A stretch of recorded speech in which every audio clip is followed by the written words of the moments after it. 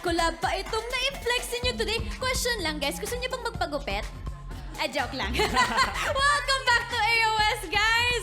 Okay, please tell us, paano ba nabuo itong The Juans X Alamat song na ito?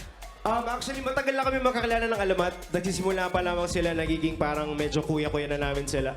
Kuya-kuya na nila kami.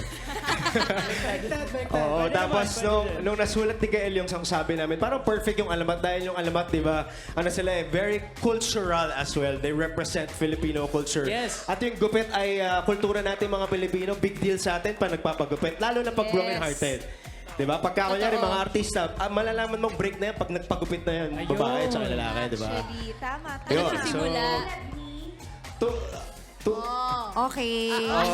Bago pa Gusto ko na lang. Pumunta sa kung saan man yung usapan na yan. Curious lang ako, syempre, sa mga moments na magkakasama kayo, lagi kayong yung mga meeting ninyo, recording ninyo, meron bang time na naturuan ng Alamat kayo ng mga Maharani dance moves? Kadalasan kasi ako yung nagtuturo ng dance sa kanila.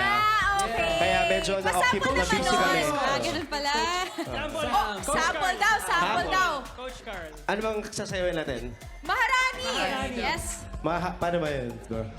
Maharani. Maharani. Alam mo na to eh. Ikaw nagturo nito sa amin eh. Bounce lang, bounce. Tapos, habang nagbabounce ka, ganun oh. Dukutin mo, parang may Ah, dinudukot na yan, fruits. dukutin mo. Ganyan, tapos, Okay. tapos, ka muna. Ganun pala yun. Grabe, ang galing.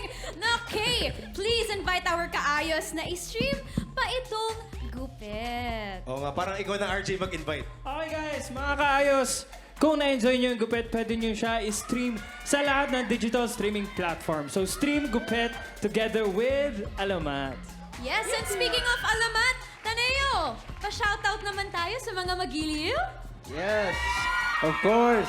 What's up, mga magili out there? As always, we love you so much. And of course, stream Gupit on all digital streaming platforms. Let's go. Yeah!